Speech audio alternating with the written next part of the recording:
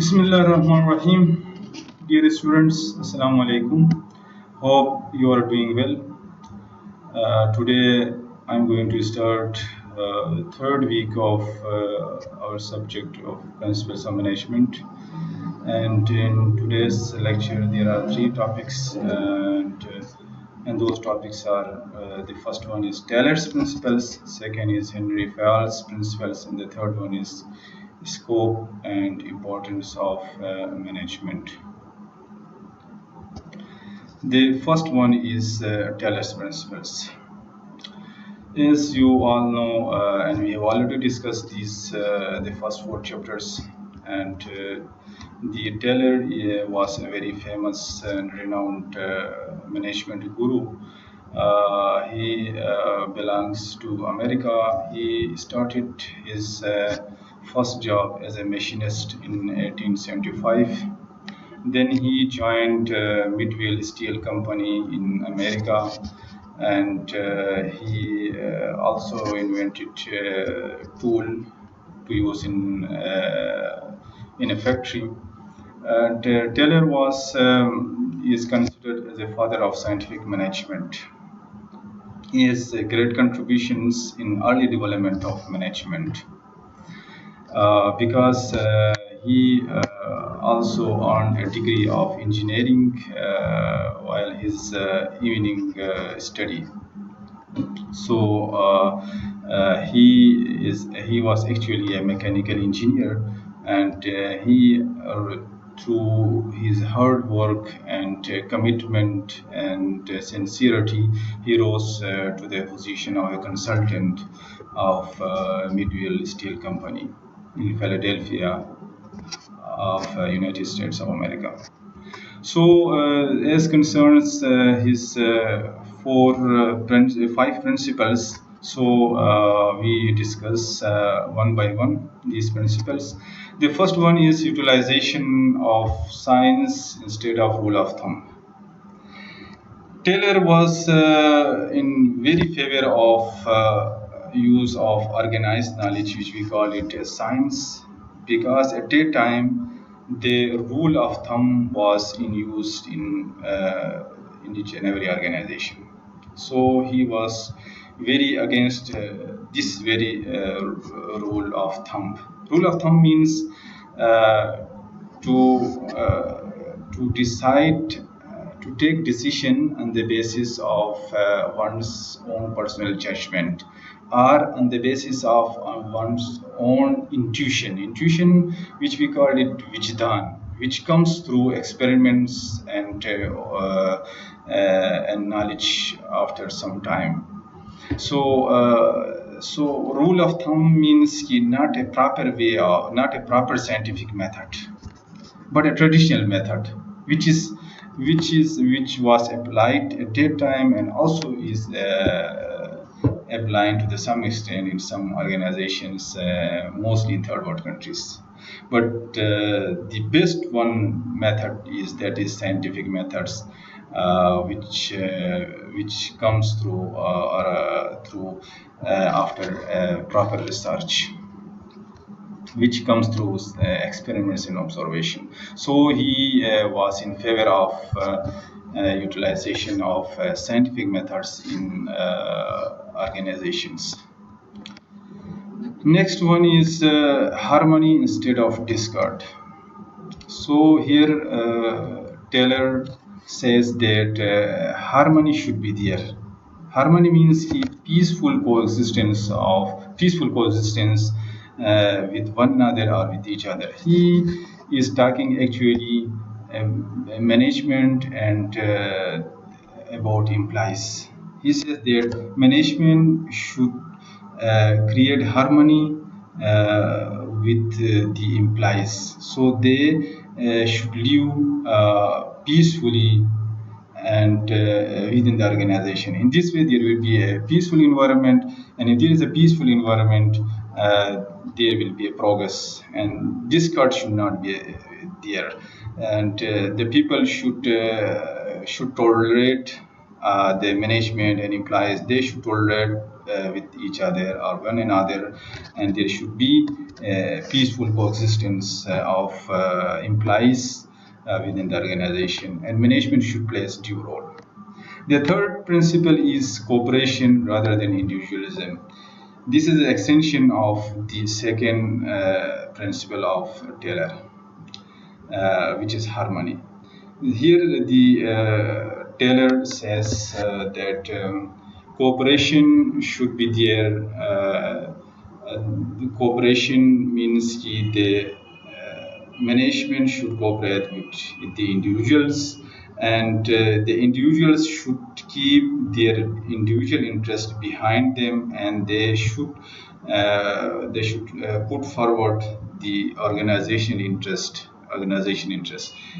They should work, both management as well as the workers or employees work in cooperation for the achievement of organizational goals and objectives. There should not be a chaotic individualism, which we call it in Urdu infiradiyat, should not be there.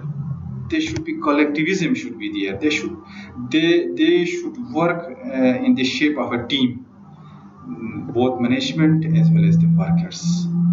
There should not be a competition between the management and the employees. The employees always demanding their due rights, and management says something like that. So they are in competition, and just like that. So the performance would not be there.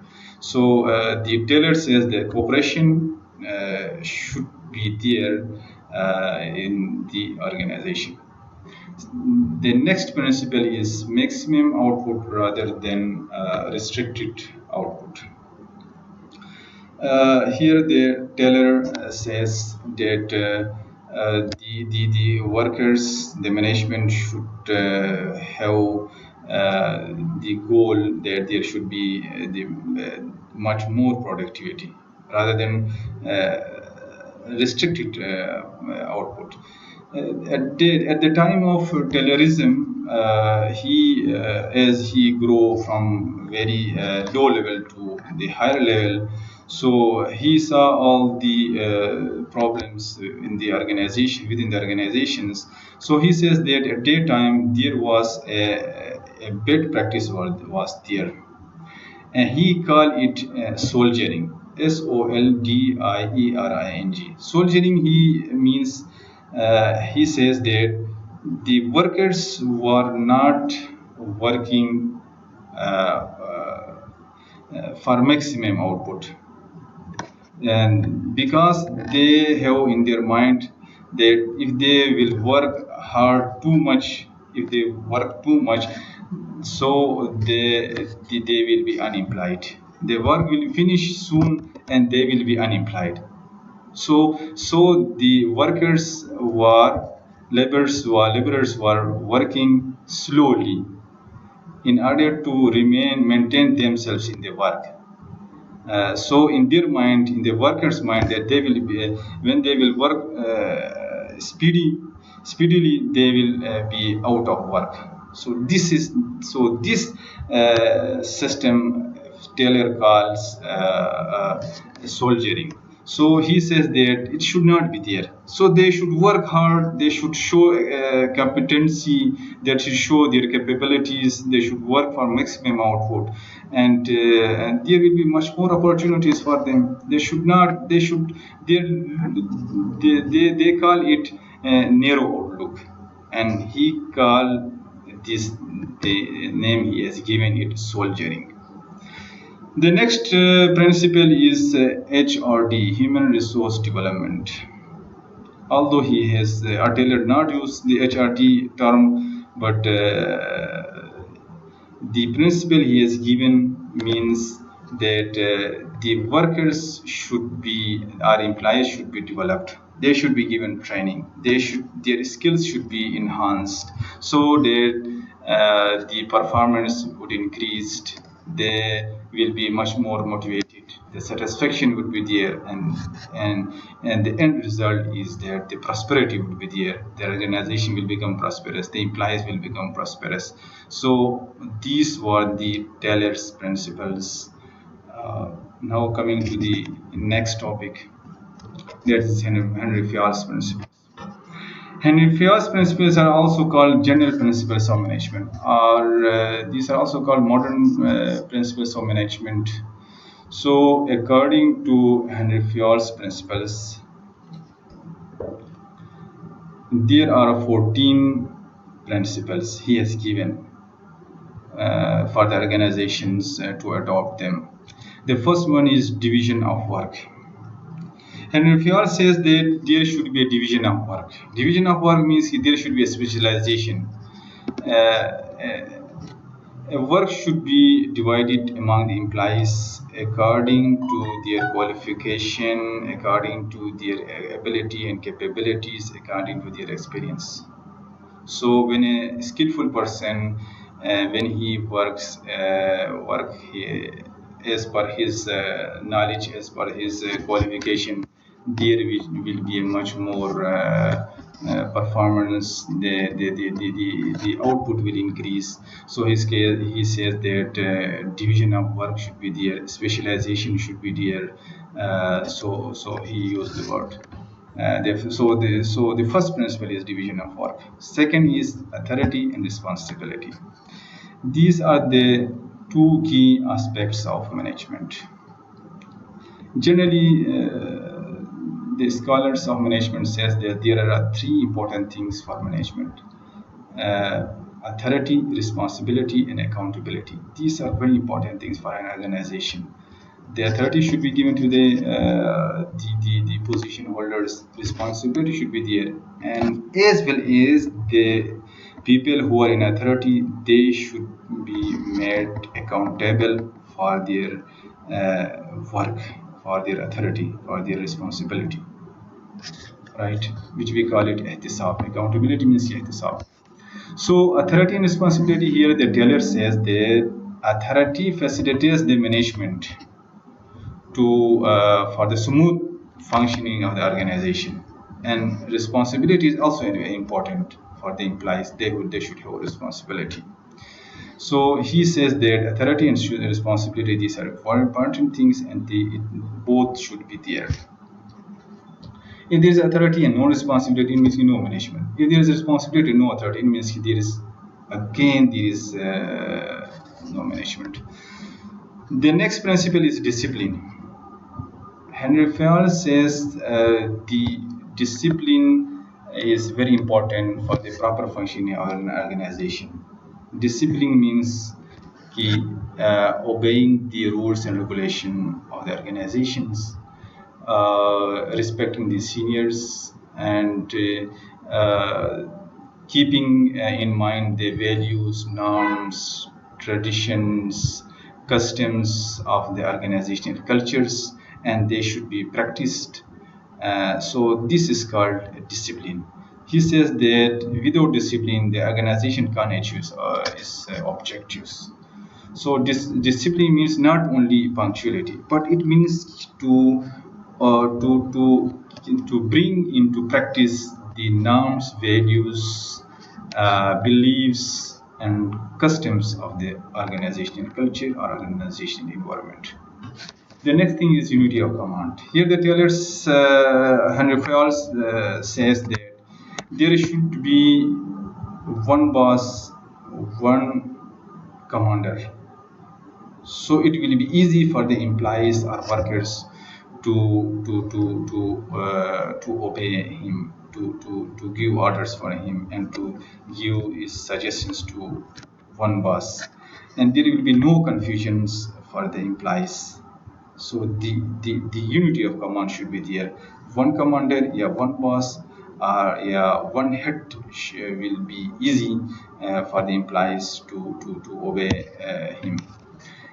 The next principle is unity of direction. Unity of direction means there should be uh, unidirectional. The, the planning should be unidirectional. It should be focused. When it is focused, it means the employees, it will be easy for the employees to be on the right track. Again, there will be no confusion. So he says that unity of direction should be there. It should be focused. If there is multi-directional, it means the employees will not understand, our management will not understand where to go. So direction should be one single direction, or we should be focused. Next principle is subordination of individual interest to general interest. Here, Henry Fayol says that the employees or individuals within the organization, they should keep their individual interest behind them, and they should keep the organization interest or common goals of the organization before them. They should give priority to the organization interest. He says like that, so that the organization will achieve its objectives. The next principle is remuneration. Remuneration means every employee or every person, individual within the organization should be fairly paid. If it will create, should be fairly rewarded. It will create a motivation, and the individuals will take interest in this way, and they will be satisfied. They will, and in the bottom result is the performance of the performance of the employees will increased. Next principle is centralization. Here, centralization means there should be balance in hierarchy and division of work, between the hierarchy and division of work in the organization. Henry Fayol has not used the term centralization or authority. Only he says centralization. Centralization means there should be a balance between the hierarchy and the division of power within the organization. The next principle is scalar chain. Scalar chain means chain of superiors. Here, Henry Fayol says that it should flow from top to the bottom. So the implies in the lower and bottom top management. So the employee will have answerable to their immediate boss, and in this way the responsibility goes from bottom to the top, and authority flows from top to the bottom in this way. So he says that there should be a chain of superiors, and it flows from top to the bottom. The next principle is order. Order here means there should be a place for every person, and every person should be in its place. Another way we can say there should be a place for everything, and everything should be in place. It means it gives us the sense of organization of things, organization of human resource. Another way we can say. So there should be proper order. Proper order, as I have already told you, that each and every person should be in its proper place, in its proper place, or in its proper order. In this way, there will be organization, and it will be make easy the activities of organization. Organization will easily achieve its goals and objectives. Next principle of Henry Fayol is equity. Equity, he says that equity means there should be love and respect for each and every employee. And in this way, when the management creates harmony, and it is and it will be very respectful to their employees, so it will create an environment, peaceful environment, and there will be a positive attitude towards one another, and in this way they will be much more motivated for a higher performance. Principle number 12 is stability of tenure. Here Henry Fayol says that there should be job security should be there. Stability of tenure means कि job security should be there. They in this way the employees will be free of mind. They have no tension that they will be fired today or tomorrow or day after 1 month or 2 months. So he says that the job security should be there. This will create create a stability in the mind of the employees, and they will take interest and they will be satisfied, and the bottom line again is the performance will increase. Principle number 13 is initiative. Initiative means the management should take initiative regarding the demand in the external environment and internal environment. They should take initiative regarding if the competitors are have taken some bold steps and they are have brought some new products to the market, and the organization will take initiative against this kind of challenge outside the market.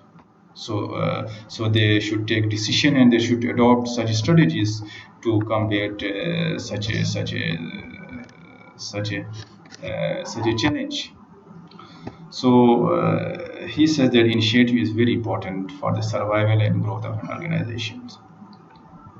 The 14 and the last principle of Fayol is spirit decor. Spirit decor means there is strength in unity. Spirit decor is a French word because Henry Fayol was a French scholar. So he says that there should be strength in unity. There is a strength in unity.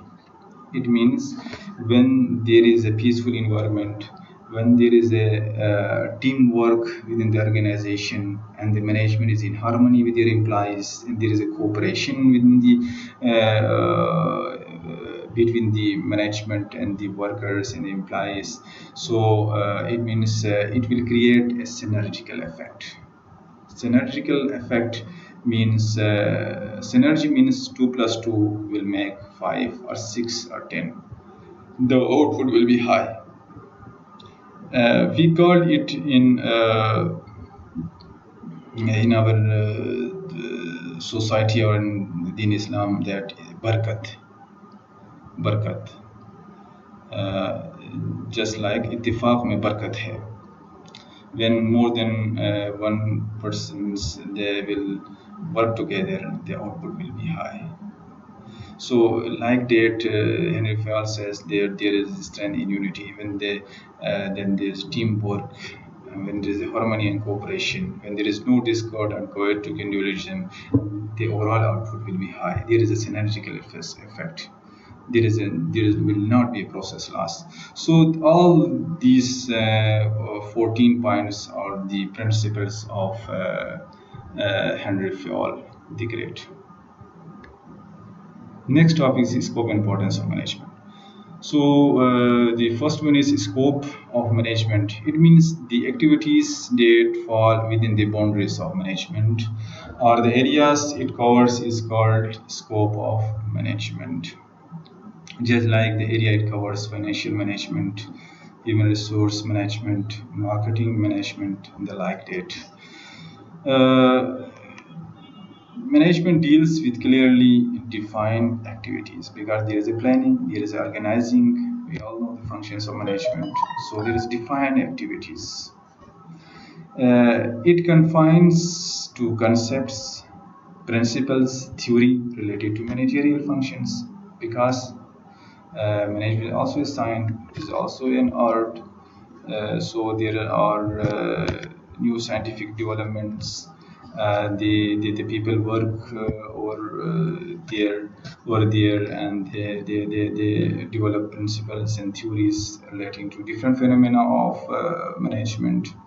So scope of management is very vast. the management is we can also say that management is applied in education institution. It is also applied in religious institution. Management is also applied in economic institution. It is also applied in political institution. Its scope is very vast. And another thing is the area it covers, which I have already mentioned. Now, coming to the next, that is importance of management. The first point in importance of management is it helps to achieve goals and objectives. As we all know that management plays a very important role in achievement of goals and objectives smoothly because it is an organized knowledge. There is a logical relationships. It is a critical and objective subject. So there is a teamwork in the management. There is a planning in management. So the management helps in this way to achieve goals and objectives. Next point is it provides a sense of direction. There is a planning and management which gives direction to the people implies and to the human resource. So it provides a direction. It provides a focus direction. Next point is it's applied for optimum utilization of resources. Management is always there to utilize the resources of the organization, right from physical resources to human resources to financial resources.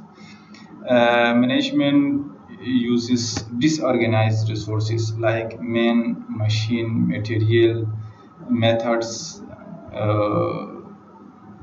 These five ends of management for the achievement of goals and objectives.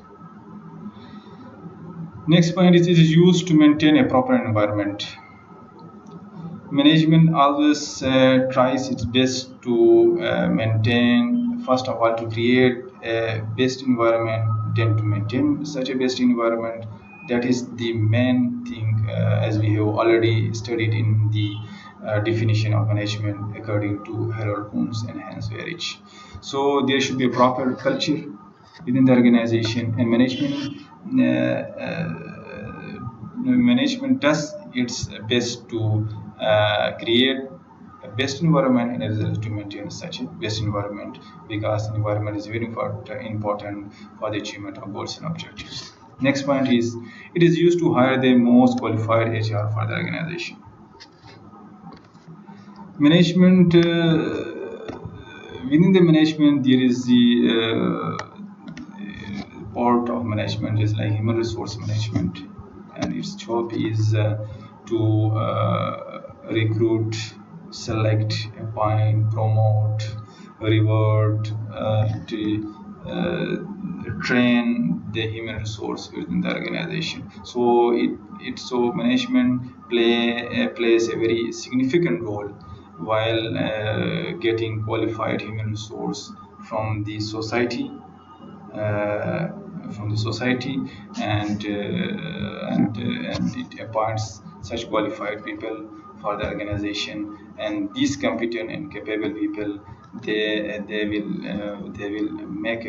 will create a difference in the organization, and in this way the organization will become will achieve its goals and objectives.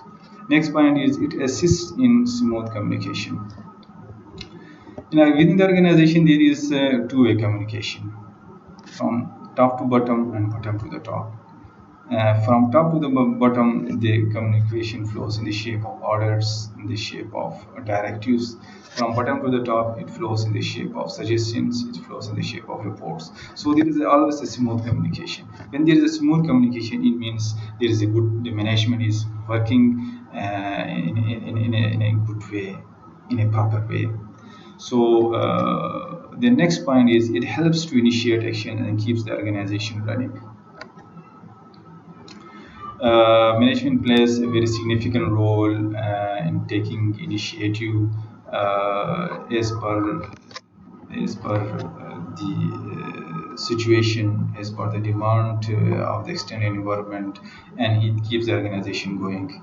Just like when there is some kind of difficult situation is there, so the good management will make the difficult situation easier, and he will come out of the situation. Next point is it measures the performance and corrects the deviation. So this is also a very important job of the management. It measures the performance of the employees, measures the performance of the organizations. And if there is some kind of deviations, and there is some kind of mistakes and blunders, it corrects them, and it sees the standards or plans, and then it sees the actual performance of the employees of the organizations, and then it tries to improve the situation. Now coming to the next chapter, that is fourth week or fourth chapter, and that is nature of management.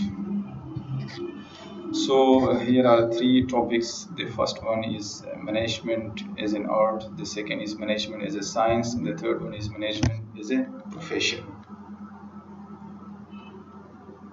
So the first one is management as an art.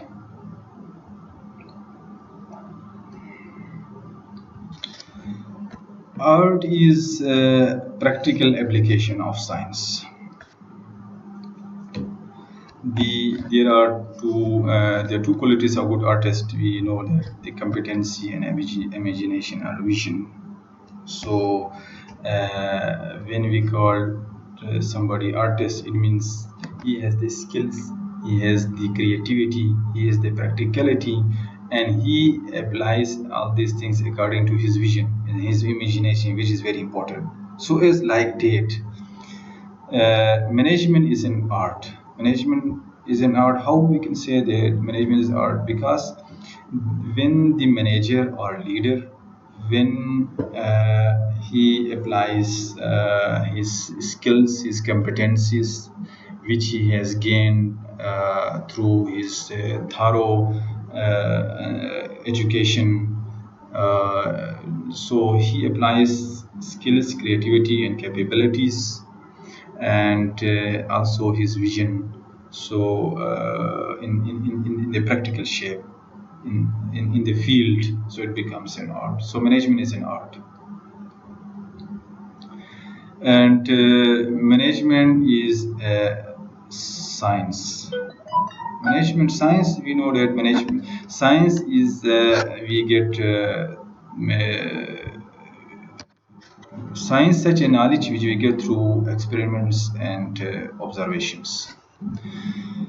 There are two types of science: natural science and social science. There are many types, but we take two types: natural science and social science. Natural science means chemistry, physics, and like botany, zoology.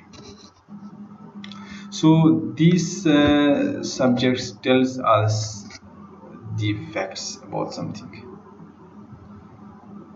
while the social science not only give us the facts and figures, but also they give us the suggestions. So the social sciences are sociology, anthropology, and political science, management science. So these are called social sciences. So management is a science because in management it's a discipline. There are concepts, there are principles in management, there are theories in management. They have been developed. There are laws in the management. So management is a science. And what kind of science is a social science? It also not only gives us facts and figures about the people attitudes, their behavior, their perceptions, their different phenomena in the organizations. Management gives us various principles, theories, and so it is a social science. It not only gives us facts and figures but also gives us suggestions for the improvement. Management is a profession. The last topic. Profession is an occupation that requires specialized knowledge and intensive academic preparations to which entry is regulated by a representative body. Uh, as per a definition, it says that it requires specialized knowledge and intensive academic preparation. Intensive means key deep academic preparations. There are two words, intensive and extensive. Intensive means deep and extensive means vast. Intensive, here the word intensive has been used. An intensive academic preparation, very deep academic preparations to which entry is regulated by a representative body. Just like in Pakistan, Institute of Chartered Accountancy is there, which regulates all the institutions who are giving accountancy education to the youth. So the profession should be as per the profession requirement for the profession is specialized knowledge, uh, deep academic preparation, as well as a representative body should be there to regulate for regulation. So management is also a profession. Like you can see the examples we may take that management is adopted as a profession, like PMS officers, provincial management officers. They also adopt management as a profession. They come through by qualifying provincial management service exam through Khyber Pakhtunkhwa Service Commissions, and like that. There are also federal qualified officers, FPSC, Federal Public Service Commission. They are CSS qualified officers. They also take it as a profession. Uh, so we may take these. Also, there's another example of profession is the doctors, the engineers. They are also their job is also a profession. So some factors have increased demand for professionally qualified managers. Now the factors are the competitors are there in the market, and the large organizations are there. Their complexity has increased the demand for professionally qualified managers, and also there is much more division of work. The specialization is there. So these things they have increased the demand for professionally qualified managers, and each and every organization they demand for professional people, because they are experts in their field. They are skillful people. They have the expertise, and they will make a difference. As a result of these developments, it has reached a stage where everything is managed professionally. Now this is the era of professionalism. The world has become a global village, and to survive in this cutthroat competition, the person should be properly qualified, should have professional knowledge, and so we can say the management is also can be adopted as a profession in different sectors of the society. Uh, Thank you so much. Allah Hafiz.